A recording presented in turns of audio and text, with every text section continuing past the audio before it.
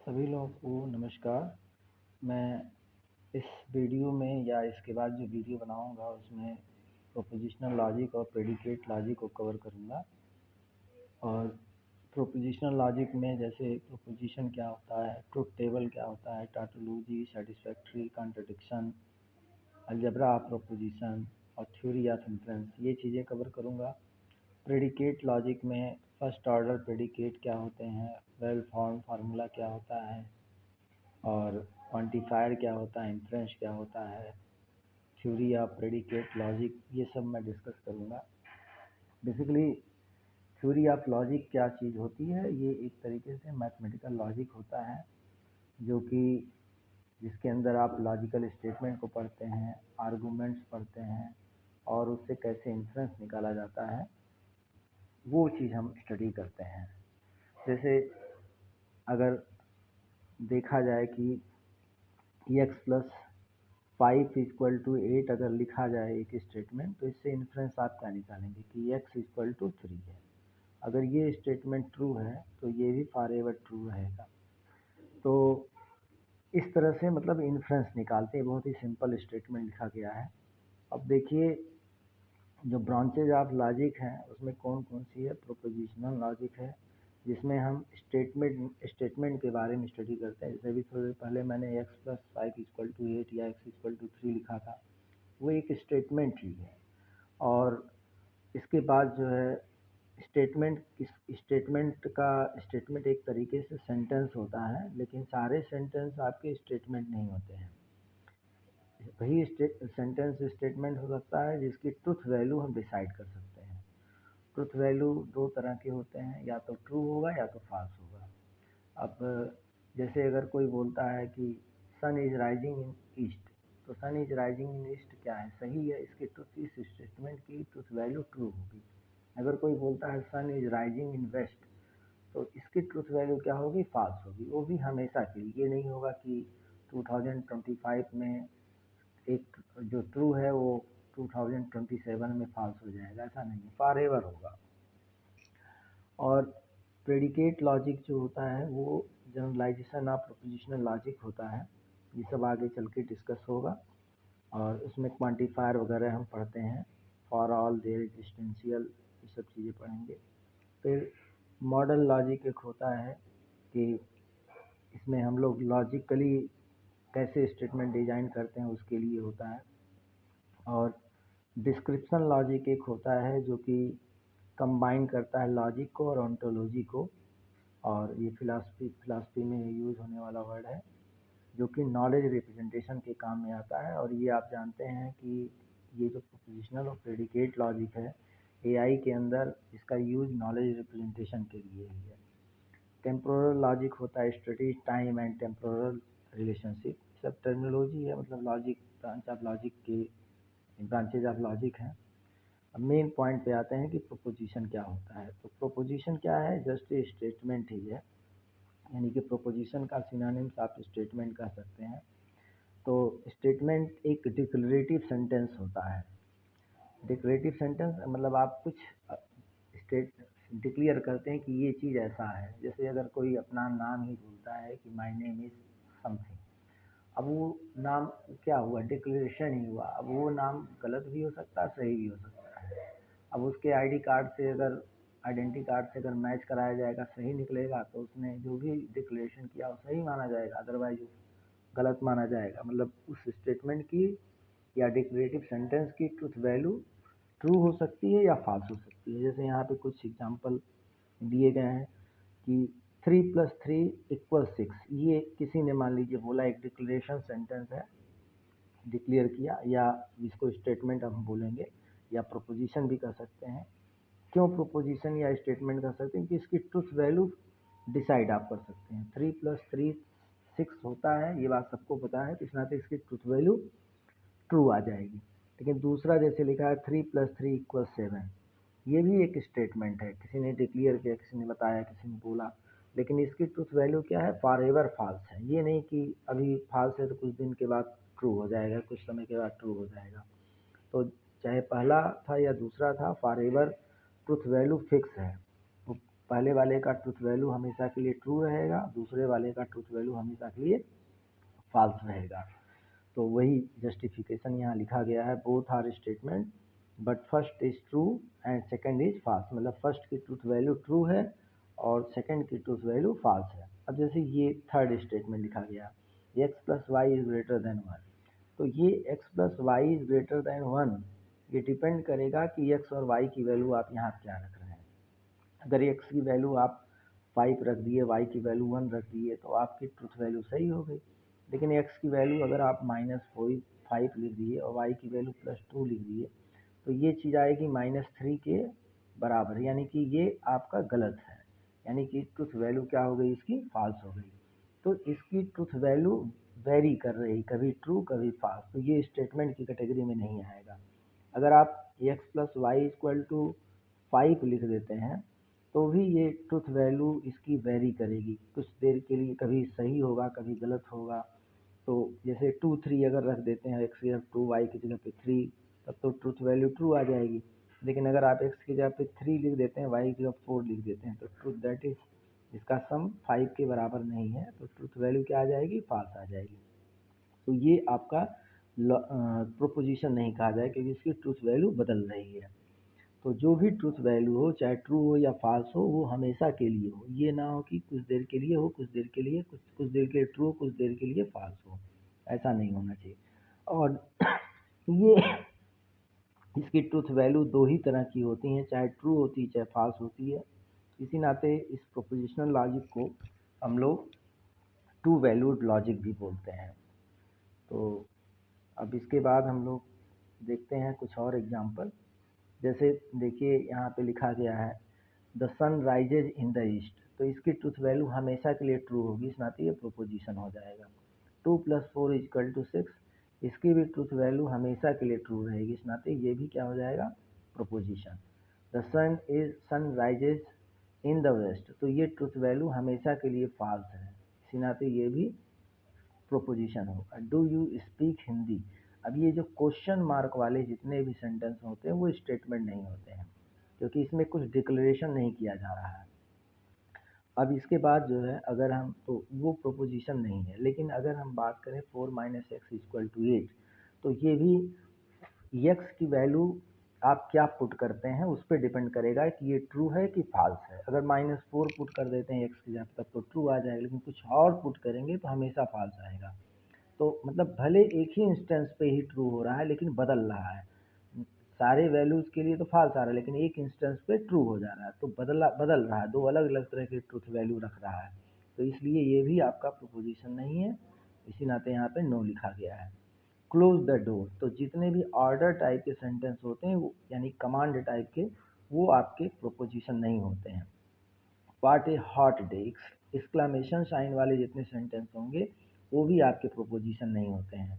We shall have milk for a dinner, तो ये जो भी है आइदर ट्रू और फॉल्स, मतलब आप डिक्लेयर कर रहे हैं कि हम मतलब डिनर में दूध लेंगे, मिल्क लेंगे। अब अगर आप दूध ले लेते हैं डिनर में, तो आपकी ट्रूथ वैल्यू ट्रू आ जाएगी। तो मतलब एक ही चीज़ होगा, या तो आप दूध मिल्क लेंगे डिनर में या तो नहीं लेंगे। अब मिल्क लेते हैं तो जो भी आप एक्शन उसमें परफॉर्म करेंगे, उसमें से कोई एक ही एक्शन परफॉर्म करेंगे, दोनों तो परफॉर्म करेंगे नहीं एक साथ कि नहीं भी लेंगे लेंगे भी। तो एक जो भी उस इंस्टेंस पे आप एक्शन करेंगे उसके हिसाब से ट्रुथ वैल्यू डिसाइड हो जाएगी। तो इस नाते ये भी आपका जो है ट्रुथ वैल्यू प्रोपोजिशन में की कैटेगरी में आएगा। प्रोपोजिशंस जो वेरिएबल हम प्रोपोजिशनल लॉजिक में यूज़ करते हैं वो small letter of English alphabet use करते हैं। और प्रोपोजिशनल कांस्टेंट प्रोपोजिशनल लॉजिक के अंदर जो यूज़ होता है दो ही है, एक ट्रू है एक फॉल्स है, टी ट्रू के लिए या फॉल्स के लिए। अब जिस हम बात करते हैं, ये जितने भी स्टेटमेंट लिखे गए हैं सब एटॉमिक स्टेटमेंट हैं, यानी कि एटॉमिक प्रोपोजिशन है। और जैसे इंग्लिश में होता है एक ही सेंटेंस आप है उसमें यूज़ करते हैं, लेकिन अगर आप आर या एंड लगा के कोई दो स्टेटमेंट आपस में कनेक्ट कर देते हैं तो कंपाउंड स्टेटमेंट कहा जाता है, जैसे इंग्लिश लिटरेचर में होता है वैसे उसी तरह से कंपाउंड प्रोपोजिशन भी यहाँ पे है। तो कोई भी दो इस प्रोपोजिशन अगर आप कनेक्टिव के द्वारा कनेक्ट कर देते हैं तो वो चीज़ आपका कंपाउंड प्रोपोजिशन बन जाता है। और कनेक्टिव्स आपके कई होते हैं, दो दो मतलब 5 हैं टोटल। एक तो आपका नेगेशन है। नेगेशन का सिंबल आप देखिए, चाहे इस तरह से बनाइए चाहे इस तरह से बनाइए। तो सेंटेंस के कोई भी स्टेटमेंट जिसकी ट्रुथ वैल्यू ट्रू है, अगर उसमें आप नेगेशन लगा देंगे तो उसकी ट्रुथ वैल्यू फॉल्स हो जाएगी। जैसे आप बोलते हैं sun is rising in east, अब आप इसी को नेगेट करेंगे तो बन जाएगा sun is not rising in east. तो sun is rising in east की ट्रुथ वैल्यू ट्रू है, लेकिन sun is not rising in east की ट्रुथ वैल्यू क्या हो जाएगी, फॉल्स हो जाएगी।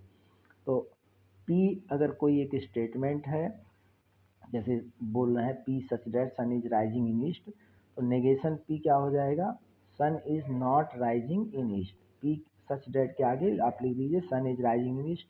वैसे ही नेगेशन पी के आगे उसी समय आप लिखेंगे sun is not rising in east. तो इसकी ट्रूथ वैल्यू अगर ट्रू है तो इसकी ट्रूथ वैल्यू क्या हो जाएगी, फॉल्स हो जाएगी। तो जैसे यहाँ पे कुछ एग्जाम्पल लिखे गए हैं कि P such that Paris is in France, तो उसका नेगेट करेंगे तो क्या हो जाएगा, Paris is not in France. अब इसकी ट्रूथ वैल्यू ट्रू है तो इसकी ट्रूथ वैल्यू क्या हो जाएगी, फॉल्स हो जाएगी। तो नेगेशन अगर किसी भी स्टेटमेंट का कर देते हैं तो वो भी कंपाउंड स्टेटमेंट ही कहा जाता है। ये यूनरी ऑपरेटर है, एक ही स्टेटमेंट इसमें यूज होता है। इसके अलावा और भी कनेक्टिव्स हैं, जैसे एंड होता है आपका, एंड के लिए जैसे कंजक्शन उसको बेसिकली बोलते हैं। कंजक्शन, डिसजक्शन मतलब आर, और कंडीशनल होता है इफ देन टाइप का स्टेटमेंट, पाई कंडीशनल होता है। ये सब अभी हम डिस्कस करेंगे, लेकिन कुछ और एग्जांपल जैसे है यहाँ पे कुछ स्टेटमेंट लिखे गए हैं। जैसे पी है all peoples are intelligent, Q every person is intelligent, each person is intelligent, any person is intelligent. तो ये जितने भी शुरू में वर्ड लगाए गए हैं सब क्वांटिफायर वर्ड हैं और सबका मतलब एक ही है। ये चीज़ बताने के लिए यहाँ पे बताया गया है, क्योंकि ये क्वांटिफायर वर्ड अब आपके लिए बहुत ज़्यादा इम्पोर्टेंट है। आल मतलब भी सभी होता है, एवरी माने भी सभी हो जाएगा, ईच माने भी सभी हो जाएगा, और एनी माने भी सभी हो जाएगा, सभी की बात कर रहे हैं। उसके बाद एनी वन नहीं बोला जा रहा, एनी बोला जा रहा है। जैसे यहाँ पे कुछ नेगेट करके स्टेटमेंट लिखा गया है, ऑल स्टूडेंट्स आर इंटेलिजेंट। अब आपको ये बोल, ऑल स्टूडेंट्स आर इंटेलिजेंट, मान लीजिए अगर 10 स्टूडेंट हैं और 10 को आपने बोला कि सभी के सभी इंटेलिजेंट हैं। अब ये इसकी ट्रुथ वैल्यू ट्रू है। अब आपको कुछ ऐसा करना है कि ऐसा स्टेटमेंट बोलना है जिसमें वो उसकी ट्रुथ वैल्यू हर सिचुएशन में फॉल्स आए। तो आप देखिए यहाँ पे बोलेंगे कि some students are not intelligent. तो सम स्टूडेंट, सम वर्ड आपको छोटा लगता होगा आल के कंपेरिजन में, लेकिन सम का मतलब क्या होता है, अगर 10 स्टूडेंट हैं तो सम का मतलब एक स्टूडेंट भी हो सकता है, 2 स्टूडेंट भी हो सकता है, 3 भी हो सकता है, एंड सो ऑन, ऑल हो सकते हैं, मतलब 10 हो सकते हैं। तो all the situations have been covered, इसके अंदर सभी सिचुएशन कवर्ड हो गए। इसमें सारे सिचुएशन कवर हो गए सम के अंदर। मतलब ये भी इंस्टेंस होता है तब भी आपका स्टेटमेंट गलत हो जाएगा, ये भी होता है तब भी। मतलब उस 10 में से अगर एक भी स्टूडेंट इंटेलिजेंट नहीं है तो जो भी आप बोल रहे हैं कि ऑल स्टूडेंट्स आर इंटेलिजेंट, वो बात आपकी गलत साबित हो जाएगी। 2 निकल जाते तब भी आप गलत हैं, 3 हैं तो भी गलत हैं, और सभी सभी हैं तो भी गलत हैं। तो नेगेशन का मतलब ये नहीं जस्ट अपोजिट ही, जस्ट अपोजिट आप सोचते हैं, जस्ट अपोजिट रहेगा लेकिन ट्रुथ वैल्यू के सेंस में रहेगा कि आप जो स्टेटमेंट बोल रहे हैं अगर उसकी ट्रुथ वैल्यू ट्रू आ रही है तो आप ऐसा क्या बोलें कि किसी भी हालत में आपकी ट्रुथ वैल्यू ट्रू ना हो, फॉल्स हो जाए। तो वही चीज़ इसमें ध्यान देना, क्वांटिफायर वर्ड का बहुत ज़्यादा रोल है। अब जैसे बोला गया इसी चीज़ को दूसरे तरीके से बोल दिया गया कि there exist a students who is not intelligent. तो देयर एग्जिस्ट का मतलब ये नहीं केवल एक ही है, एक भी हो सकता है, 2 भी हो सकता है, सो ऑन, ऐसे 10 के 10 हो सकते हैं आपके। तो सारे सिचुएशन कवर करने रहेंगे आपको। या इसी दूसरी भाषा में दूसरे क्वांटिफायर वर्ड को यूज करके एट लीस्ट वन। तो एट लीस्ट वन का मतलब 1 2 3 शो ऑन 10 तक हो गया, सारी चीज़ कवर हो गए। दूसरा एग्जाम्पल देखिए, नो स्टूडेंट इज इंटेलिजेंट, तो इसका अपोजिट क्या हो जाएगा, some students are intelligent, some student is intelligent. तो सम का मतलब क्या, अगर 10 स्टूडेंट हैं तो आप ऊपर बोल रहे हैं कि 10 के 10 इंटेलिजेंट नहीं है, तो किस सिचुएशन में आपकी बात सही हो सकती है, गलत हो सकती है। अगर एक भी स्टूडेंट उसमें इंटेलिजेंट हो गया तो भी आप गलत हो जाएंगे, दो हो जाएगा तो भी गलत हो जाएगा, एंड सो ऑन, 10 सबके सब अगर इंटेलिजेंट हो जाएंगे तब भी आप गलत साबित हो जाएंगे। मतलब आप जो डिक्लेयर कर रहे हैं उसकी ट्रूथ वैल्यू फॉल्स आ जाएगी। तो सम वर्ड जो है वो सारे सिचुएशन को कवर करता है, 1 to so on 10 तक, इसी नाते हम सम वर्ड यूज़ करते हैं। ये सब क्वांटिफायर वर्ड बहुत ही ज़्यादा इंपॉर्टेंट है, अगर क्वांटिफायर वर्ड नहीं समझ में आएगा तो फिर आपको प्रेडिकेट लॉजिक एकदम नहीं समझ में आएगा। दूसरा जो कंजक्शन है वो आपका है एंड करके हम दो सेंटेंस को कनेक्ट करते हैं। तो अभी तक आप यूनरी ऑपरेटर पढ़ रहे थे, बाइनरी ऑपरेटर है। जैसे आप बोलते हैं पी एक स्टेटमेंट जिसमें बोला गया राम इज हेल्दी, और क्यू एक स्टेटमेंट बोला गया ही हैज़ ब्लू आइज, तो आप इन दोनों को कनेक्ट करके क्या बोल सकते हैं, Ram is healthy and has blue eyes, और इसको डिनोट करेंगे पी एंड क्यू से। इसी तरह से डिसजंक्शन होता है जो कि आर होता है। अगर मान लीजिए पी का मतलब है इट इज़ कोल्ड और क्यू का मतलब इट इज़ रेनिंग, तो आप क्या लिखेंगे, पी आर क्यू का मतलब इट इज़ कोल्ड और रेनिंग। और ये कंडीशनल जो चौथा आपका कनेक्टिव है, कंडीशनल है, तो इसको इफ देन टाइप का पढ़ा जाता है। जैसे आप पी इम्प्लाइज क्यू भी पढ़ सकते हैं। तो इसको पढ़ा के इसका सेंस क्या होता है, इफ पी देन क्यू। तो मतलब ये होता है कि अगर P ट्रू है तो Q भी ट्रू होगा। अब ये नहीं कि P फॉल्स है तो Q फॉल्स होगा, केवल ट्रू पे गारंटी देता है। P ट्रू है तो Q 100% ट्रू होगा, P फॉल्स है तो Q ट्रू भी हो सकता है, फॉल्स भी हो सकता है, इस पे वो गारंटी नहीं देगा। और बाई कंडीशनल का मतलब होता है कि आप अब पहले इसका एग्जांपल देख लीजिए। जैसे आप बोलते हैं if there is a rain, if there is a rain then I will carry umbrella. तो if there is a rain जो हो गया, देयर इज ए रेन, ये समझ लीजिए पी है, देयर इज ए रेन मतलब पी हो गया, और देन आई विल कैरी मतलब आई विल कैरी अम्ब्रेला, ये हो जाएगा आपका क्यू। तो आई विल कैरी अम्ब्रेला और there is a rain, there is a rain P हो गया और ये क्यू हो गया। अब अगर बारिश हो रही होगी, ये बात सही है, तो निश्चित है आप अम्ब्रेला लेके जाएंगे, मतलब ये अगर ट्रू है तो ये भी ट्रू होगा। लेकिन अगर आप अम्ब्रेला लेके नहीं जाते तो इसका मतलब थोड़ी है कि बारिश नहीं हो रही है, बारिश नहीं हो रही है ऐसा नहीं है। अब अगर मान लीजिए आप अम्ब्रेला लेके जा रहे हैं तो ये थोड़ी गारंटी होगा कि आप मतलब बारिश ही हो रही है, हो सकता है आप धूप की वजह से अम्ब्रेला लेके जा रहे हो। तो P अगर ट्रू है तो ये गारंटी देता है Q ट्रू होगा। तो ये आपको लॉजिकली ये बात समझनी है कि अगर ये ट्रू है तो ये 100% ट्रू होगा, अगर ये P फॉल्स है तो Q ट्रू भी हो सकता है, फॉल्स भी हो सकता है। मान लीजिए आपके पास अम्ब्रेला है ही नहीं, तब कैसे लेके जाएंगे जब बारिश हो रही है। तो ये जो चीज़ है, P अगर ट्रू है तो Q ट्रू होगा, मेन बात ये आपको ध्यान रखना है। लेकिन सॉरी, Q अगर ट्रू या फॉल्स है तो उसके, मैं अभी एक स्टेटमेंट बोला हूँ कि P फॉल्स की बात नहीं बोल रहा हूँ, इसको फिर से मैं करेक्ट कर रहा हूँ।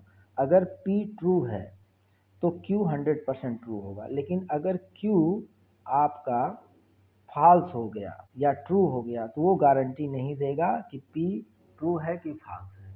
P के ट्रू होने पे Q आपका 100% ट्रू होगा, मतलब अगर बारिश होगा तो आप अम्ब्रेला लेके ज़रूर जाएंगे।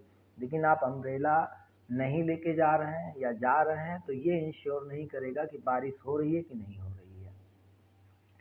तो यहाँ पे बाई कंडीशनल की हम बात करते हैं। तो बाई कंडीशनल का मतलब ये होता है कि अगर ये ट्रू है तो ये भी ट्रू होगा, मतलब ट्रू अगर ये है तो ये भी ट्रू होगा, और ये ट्रू है तो ये भी ट्रू होगा।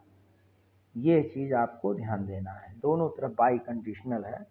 तो इस तरह का इसमें रहता है कि जैसे इस तरह की बात आप बोलते हैं, मान लीजिए P की जगह पे आपने लिख दिया है x+5 = 8 और x = 3, ये आपका बाई कंडीशनल लगा सकते हैं यहाँ पे। तो अगर ये बात ट्रू है तो ये भी बात आपकी ट्रू होगी। और ये बात अगर x इक्वल टू 3 ट्रू है तो x प्लस 5 इक्वल टू 8 भी आपका ट्रू होगा। तो आज हमने केवल इंट्रोड्यूस किया है, बाकी नेक्स्ट वीडियो में बताएंगे।